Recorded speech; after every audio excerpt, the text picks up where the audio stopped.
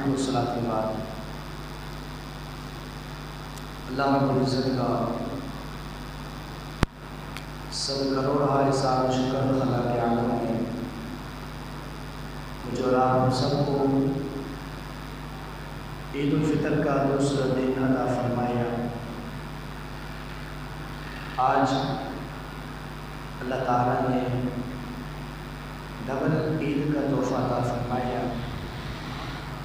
خلا کے عالم کی بارگاہ بے کسبرہ میں دعا ہے اللہ رب العزت ہم سب کو حضور نور مجسم رحمۃ عالم صلی اللہ تعالی علیہ وسلم کا دین کا محافظ بننے کی توفیق عطا فرمائے اور دین رسول کی کم حق ہو اللہ تعالیٰ ہم سب کو حفاظت کرنے کی توفیق عطا فرمائے۔ انبیاء کرام علیہ السلام کو اللہ تعالیٰ نے دنیا میں مبعوث فرمایا۔ ہر نبی دین کی تبلیغ کرنے کے لیے تشریف لائے، ہر نبی دین کی اشاعت کے لیے تشریف لائے، لیکن جب نبی آخر الزمان صلی اللہ تعالی علیہ وسلم دنیا سے تشریف لے گئے، جب تک سرکار تھے تو تمام دین کی ذمہ داری سرکار کی ذات پر تھی۔ اب جب سرکار دنیا سے تشریف لے گئے تو قیامت تک سرکار کے دین کی ذمہ داری سرکار کی امت پر ہے۔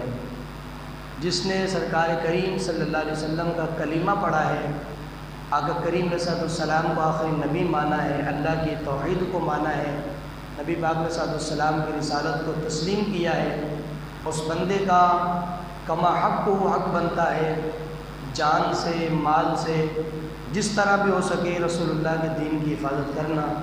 اللہ رب العالمین ہم سب کو کلمہ کا حق ادا کرنے کی توفیق عطا فرمائے۔ قرآن مجید فرقان حمید کے دوسرے سپارے میں خلا کے عالم نے ارشاد فرمایا وَلِتُكَبِّرُوا اللَّهَ عَلَى مَا هَدَاكُمْ۔ اللہ رب العالمین فرماتا ہے کہ اپنے رب کی بڑائی بیان کیا کرو، اپنے رب کی بلندی بیان کرو، اپنے رب کی کبریائی کو بیان کرو۔ وَلِتُكَبِّرُوا اللَّهَ، اللہ تعالیٰ کی تکبیر بیان کرو، اللہ کی تحمید بیان کرو، اللہ رب العالمین کی بڑائی بیان کرو، اللہ کا تکبر بیان کرو۔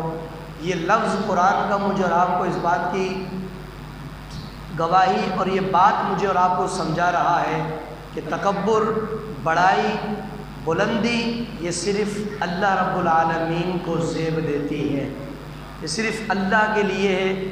تکبر بھی اسی کے لائق ہے، وہی تکبر کے لائق ہے، بڑائی بھی اسی کے لائق ہے، بڑا بھی وہ ہے، اکبر بھی وہ ہے۔ ہر چیز ہر مقام سے فہم و فراست سے بلند اگر کسی کی ذات مبارکہ ہے وہ میرے رب کائنات کی ہے۔ وَلِتُكَبِّرُوا اللَّهَ، اللہ تعالیٰ کی تکبیر بیان کرو۔ یا اللہ تیری تکبیر، تیری تسبیح، تیری تحمید، تیری بلندی بیان کرے تو اس پر ہمیں ملتا کیا ہے، ہم کیوں مطلب تیری تکبیر بیان کریں، اس کی وجہ کیا ہے؟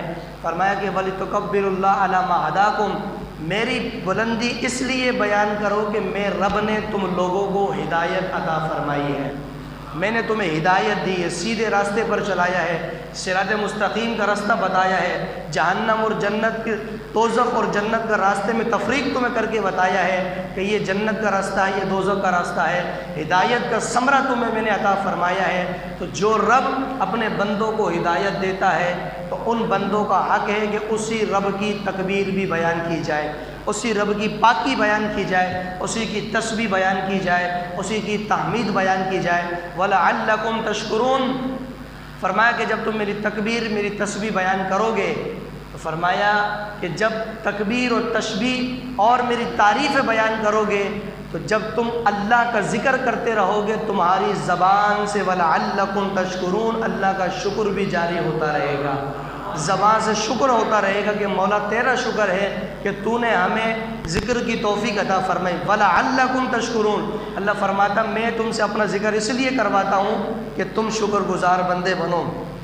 اور ناشکری خلا کے عالم کو یہ بہت بری لگتی ہے، ناشکری اللہ کو بالکل بھی قطعاً پسند نہیں ہے۔ اللہ تعالیٰ شکر کرنے والوں کو پسند فرماتا ہے۔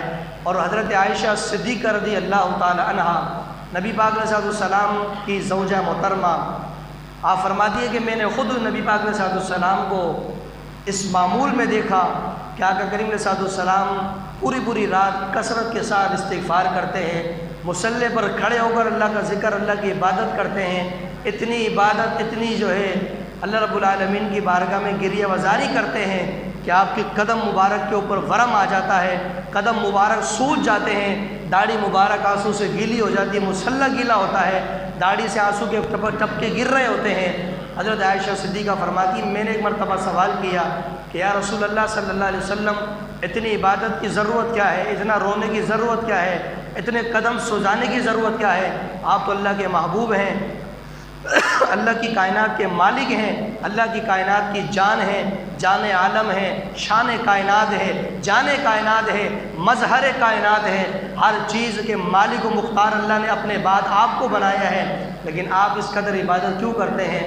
تو میرے نبی پاک علیہ السلام نے فرمایا قال افلا اکون عبدا شکورا، فرمایا عائشہ میں اس لیے عبادت کرتا ہوں کہ مصطفیٰ کا نام بھی اللہ کے شکر گزار بندوں میں شامل کر دیا جائے، میرا نام بھی اللہ کے شکر گزار بندوں میں، افلا اکون عبدا شکورا، کیا میں اپنے رب کا شکر گزار نہ بنوں کہ اللہ تعالی نے مجھے وہ عظمت و شان عطا فرمائی۔ میرے دوست و بزرگوں، بتانے کا مقصد یہ ہے کہ خلاق عالم کو شکر بہت زیادہ پسند ہے۔ نبی پاک علیہ السلام کے صحابی ہیں، نام ہے حضرت دحیہ کلبی رضی اللہ تعالیٰ عنہ، بڑے پیارے صحابی ہیں، بڑے بہادر جانثار صحابی ہیں۔ حضرت دحیہ کلبی رضی اللہ تعالیٰ عنہ رسول پاک صلی اللہ علیہ وسلم کا کلمہ پڑھ کے مسلمان ہوئے، زندگی ساری کفر میں گزار دی، بتوں کی پوجا میں گزار دی، بتوں کے سامنے سر جھکانے میں گزار دی۔ جب کلمہ پڑھ کے مسلمان ہوئے، لیکن اچانک مرتبہ موقع ایسا آیا کہ حضور تشریف فرما مسجد نبوی کے اندر، صحابہ کرام بھی بیٹھے ہیں، تو وہ صحابی بھی بیٹھے ہوئے، آنکھوں میں آنسو جاری ہیں، وہ رو رہے ہیں۔ تو جب سرکار کی نظر اس صحابی پر پڑی تو میرے نبی پاک علیہ السلام نے ارشاد فرمایا کہ دحیہ کیا وجہ ہے، کیوں رو رہے ہو، کیا مسئلہ ہے، کیا یاد آ گیا؟ تو اس صحابی رسول نے کہا یا رسول اللہ صلی اللہ تعالی علیہ وسلم، مسئلہ اصل میں ایسا ہے کہ میں کلمہ پڑھ کے مسلمان ہو گیا ہوں، اب مجھے 40 سال جو میں نے کفر میں گزارے بتوں کے سامنے عبادت کرتے ہوئے، تو مجھے وہ 40 سال کا کفر رلاتا ہے۔ 40 سال جو میں نے بتوں کے سامنے عبادت کی، سجدے کیے، اس کے ساتھ کسی کو شریک بنایا، گناہ میں رہا، کفر میں رہا، تو میں اس بات کو سوچ کر روتا ہوں کہ یا رسول اللہ صلی اللہ تعالی علیہ وسلم، آپ کی بارگاہ میں اسلام قبول کیا، پچھلے جو گناہ ہے وہ میرے کون معاف فرمائے گا؟ اتنی زندگی کے گناہ مجھے رلاتے میں حساب کیسے دوں گا؟ میرے نبی پاک علیہ السلام نے ارشاد فرمایا دحیہ قلبی پریشانی کی بات نہیں ہے، تو نے صدق کے دل سے، سچے دل سے مصطفیٰ کریم کا کلمہ پڑھا ہے، فرمایا اسلام میرا دین، سرکار فرماتے میرا مذہب، وہ اسلام میرا مذہب ہے کہ زندگی بھر گناہ کرنے والا، کفر کے سامنے بیٹھنے والا، بتوں کی پوجا کرنے والا، عیسائیوں کے گردوارے میں جانے والا، یہودیوں کی عبادت خانوں میں جانے والا، بتوں کے مندروں میں جانے والا، ساری زندگی گناہ کرنے والا، ایک مرتبہ سچے دل سے کلمہ پڑھ کے مسلمان ہوتا ہے۔ میرے نبی نے فرمایا یہ میرا اسلام ہے، جو بندہ کلمہ پڑھتا ہے یہ کلمہ زندگی کے سارے گناہوں کو اس کے معاف فرما دیتا ہے۔ یہ میرے اسلام کا کلمہ ایسا ہے، جو بندہ کلمہ پڑھ کے مسلمان ہوتا ہے تو کلمہ زندگی کے سارے کفر کو دھو دیتا ہے، زندگی کے سارے کلمہ۔ یا رسول اللہ میری جو 40 سال کے گناہ ہیں وہ کدھر جائیں گے؟ فرمایا کدھر کیا جائیں گے، تو نے جب کلمہ پڑھا اللہ نے تبھی وہ سارے معاف فرما دیے ہیں۔ کلمہ میرا اسلام کا ایسا ہے کہ پچھلے سارے گناہ معاف فرما دیتا ہے۔ میرے دوست و بزرگوں، آؤ میں تمہیں حکمرانی کا حدیث مبارکہ سے ایک نقشہ پیش کر کے دکھاؤں، منظر تمہیں دکھاؤں۔ خوف خدا کس چیز کا نام ہے، توجہ سے سماعت کیجئے۔ کل جو میں نے خطاب عید کے اندر کہا تھا کہ عید اچھے اور نئے کپڑے پہننے کا نام نہیں ہے، عید اللہ کے ڈر کا نام ہوتا ہے، عید اللہ کے خوف کا نام ہے، عید اللہ سے ڈرنے کا نام ہے، اللہ کے نام سے کانپنے کا نام ہے۔ نئے اور اچھے لباس پہننے کا نام عید نہیں ہے۔ اللہ نے دیا ہے تو پہننا چاہیے، اللہ نے دیا ہے تو اچھے سے اچھا کھانا، اچھے سے اچھا کھاؤ، اچھے سے اچھا پیو، جتنا کچھ رب نے دیا ہے اچھے سے اچھا استعمال کرو، لیکن استعمال کرنے کے ساتھ ساتھ نیچے والے غریب طبقے پر بھی تمہاری ہماری نظر ہونی چاہیے کہ یہ غریب طبقہ بھی اللہ کی مخلوق ہے، اگرچہ اس کے پاس کچھ نہیں ہے لیکن اللہ نے مجھے توفیق دی ہے، زیادہ نہیں، گھر میں اگر کچھ پکا ہے بندہ ایک کٹوری کے اندر سالن بھی کسی غریب کو پہنچا دے تو میرے نبی نے فرمایا کہ وہ پیٹ میں کھا کے زمین پر وہ خوش ہوگا، عرش پر تجھ سے تیرا رب بھی خوش ہو جائے گا۔ یہ میرے اسلام ہے، میرے نبی کی تعلیمات ہے۔ عید کے موقع پر نبی پاک علیہ السلام نے اپنی خوشیوں میں اس طرح لوگوں کو، جبکہ سرکار کی نہ والد صاحب تھے، نہ والدہ تھی، نہ دادا تھا، نہ چچا تھا، سب وصال کر گئے، بچپن کے اندر ہی سب چھوڑ گئے، اکیلے پرورش میرے مصطفیٰ نے پائی، لیکن پھر بھی اکیلے ہو کر ساری دنیا کے لوگوں کو اپنے سینے لگا کے رکھا، اپنی خوشی میں تمام کو اپنے سینے سے لگا کے رکھا۔ کیوں؟ اس لیے کہ جن کا بھری دنیا میں کوئی بھی نہ ہو والی، اس کو بھی میرے آقا سینے سے لگاتے ہیں، اس کو بھی میرے آقا سینے سے لگاتے ہیں۔ آتے ہیں وہی جن کو بلاتے ہیں، سب کی آواز آئے، آتے ہیں وہی جن کو سرکار بلاتے ہیں۔ عرض یہ کر رہا تھا، حضرت عمر رضی اللہ تعالیٰ عنہ کا دور خلافت ہے، 36 لاکھ مربع میل کا اکیلا حاکم ہے۔ کتنے؟ 36 لاکھ مربع میل اکیلا حاکم ہے۔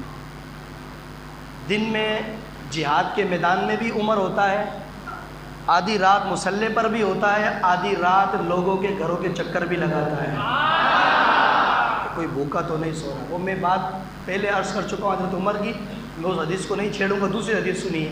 حضرت عمر رضی اللہ تعالیٰ نے ایک علاقے کے اندر گورنر مقرر فرمایا۔ گورنر سمجھتے ہیں؟ سندھ کا گورنر، پنجاب کا گورنر، ایسے ایک علاقے کا گورنر مقرر فرمایا حضرت عمر نے۔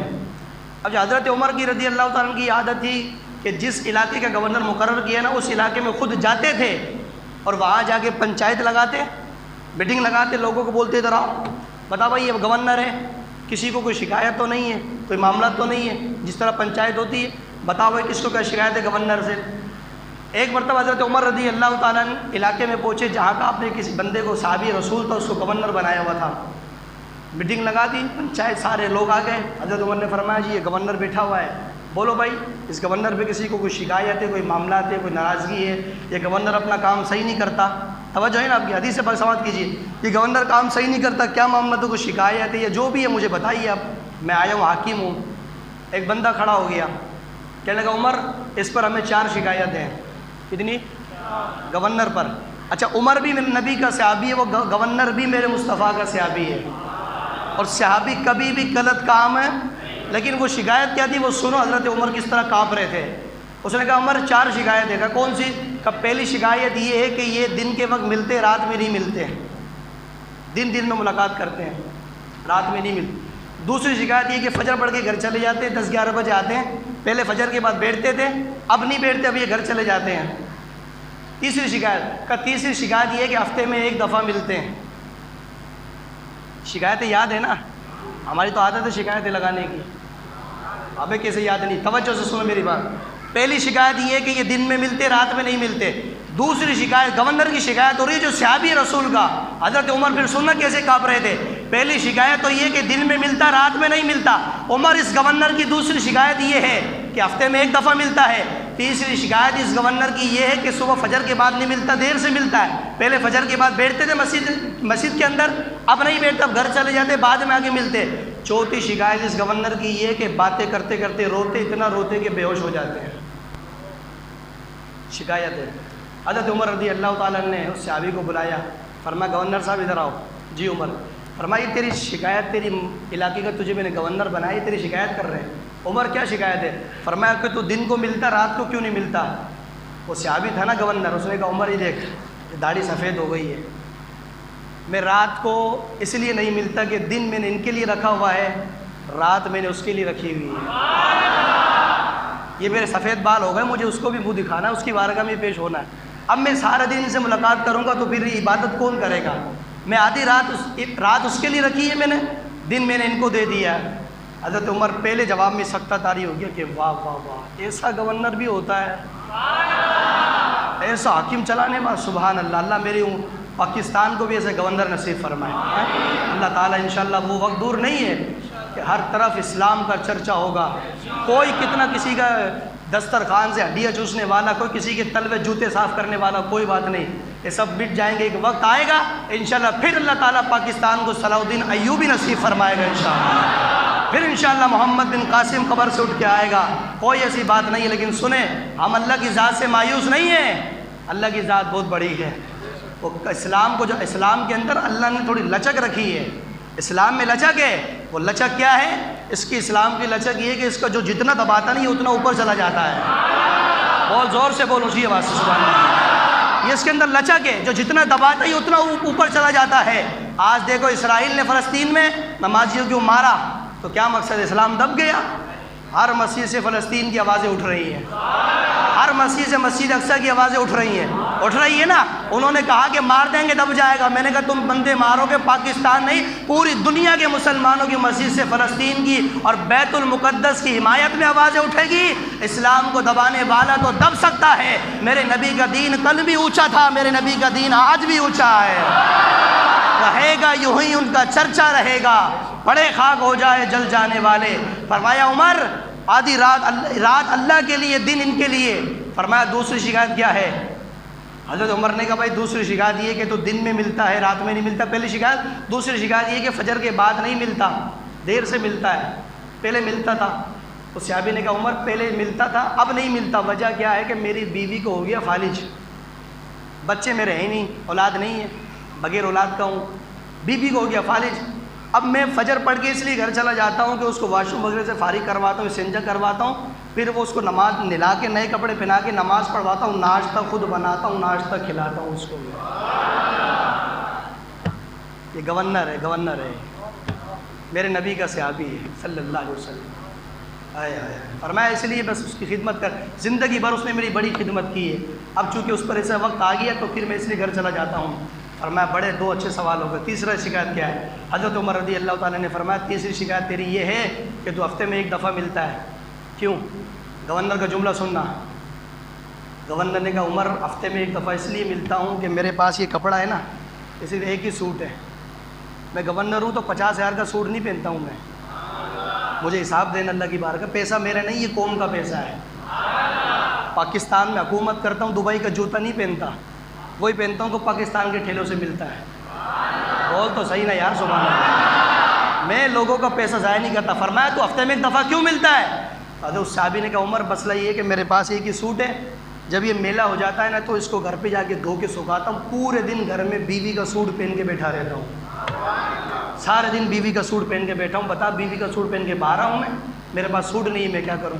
حضرت عمر رضی اللہ تعالیٰ کے آنکھوں میں آنسو اور ایسے لرز رہے حضرت عمر کی، یہ کیا باتیں ہو رہی ہے؟ عمر چوتھی شکایت بتاؤ کیا ہے؟ چوتھی شکایت کون سی تھی؟ حضرت عمر رضی اللہ تعالیٰ نے فرمایا بھائی تیری چوتھی شکایت یہ ہے کہ تو روتا ہے تو روتا وہ بے ہوش کیوں ہو جاتا ہے؟ اس نے کہا عمر مسئلہ یہ ہے میں اس لیے روتا ہوں، ایک ہفتے سے مجھے بھی ایک ہفتہ ہوا ہے، تم آ گئے حساب لینے۔ اب سننا جملہ اس صحابی کا، کہا عمر میں بات کرتے ہوئے روتا ہوا بے ہوش اس لیے ہوتا ہوں کہ ابھی ایک ہفتہ ہوا ہے، ایک ہفتے میں 4 شکایتیں جمع ہو گئی، میں تو اس لیے روتا ہوں کہ اتنی لمبی زندگی ہے، ایک ہفتے کا حساب عمر تجھے نہیں دے سکا تو اپنی زندگی کا حساب اپنے اللہ کو کیسے عطا کروں گا؟ اپنی زندگی کا حساب اپنے رب کو کیسے دوں گا؟ عمر تجھے ایک ہفتے کے حساب میں نہیں دے سکتا ہوں۔